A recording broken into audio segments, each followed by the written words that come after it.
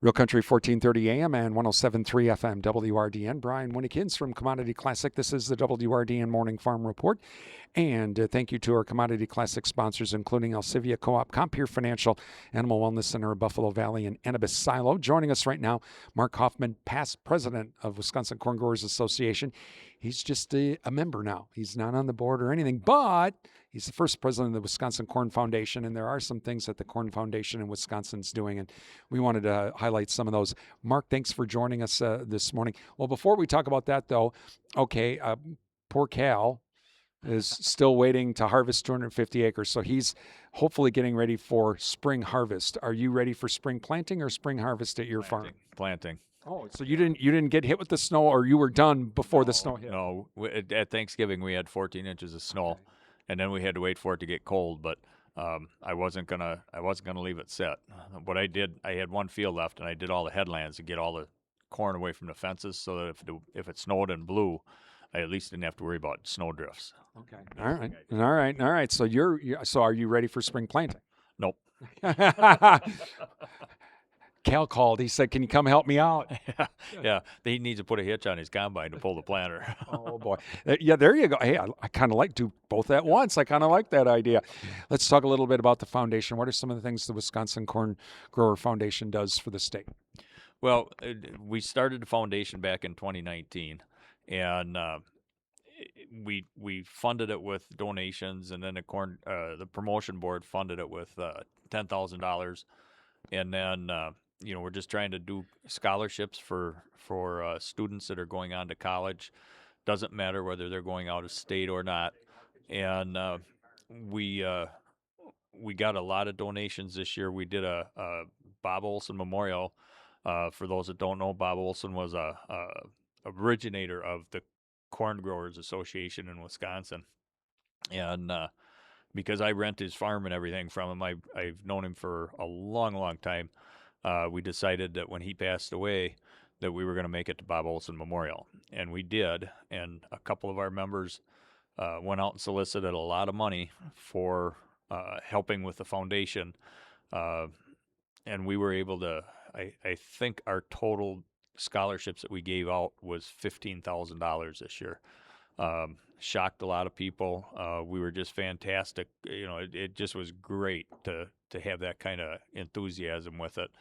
And there's a couple of people that are working on their own type of a foundation where it's gonna be money going to the corn growers to keep this whole thing alive, and keep it to where we can keep giving out really good scholarships. Our top scholarship was over $8,000 this year. So that helps a kid do a lot of stuff in college. And the thing is those kids are an agricultural type thing, and they're going to be coming back working in the ag industry, which we need. And in talking with Mike about that, I mean, we're having to we're working on getting teachers trained up to help get kids in the high schools to have an interest. So this kind of follows what Mike is doing. Right. Yeah, he's working with Nourish the Future quite a bit. He's been working with that for a long time, and that's where the organizations are giving stuff to the teachers to talk about ethanol. They put a little still together basically and show them how to make it. And in fact, Mike was just saying that I think he was in Green Bay, and they put the ethanol that they made into the car and drove it home. He told me about that as well. And so, for those that want to help out with the foundation, how can they help? WisconsinCorn.org. There's ways of you just follow the menus and stuff. There's foundation stuff on there for donations and stuff. Or just email the Wisconsin Corn Growers, and Brenda, the executive director, can point you in the right direction.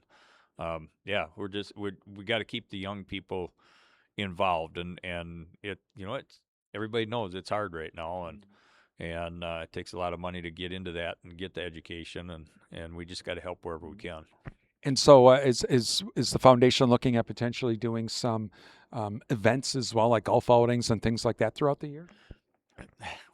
We haven't talked about that yet, but we probably will try and do something so that we can get some donations outside of that kind of stuff.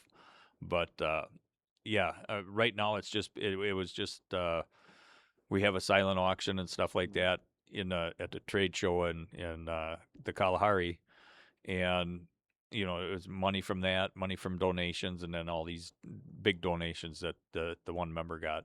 So yeah, we just got to keep going.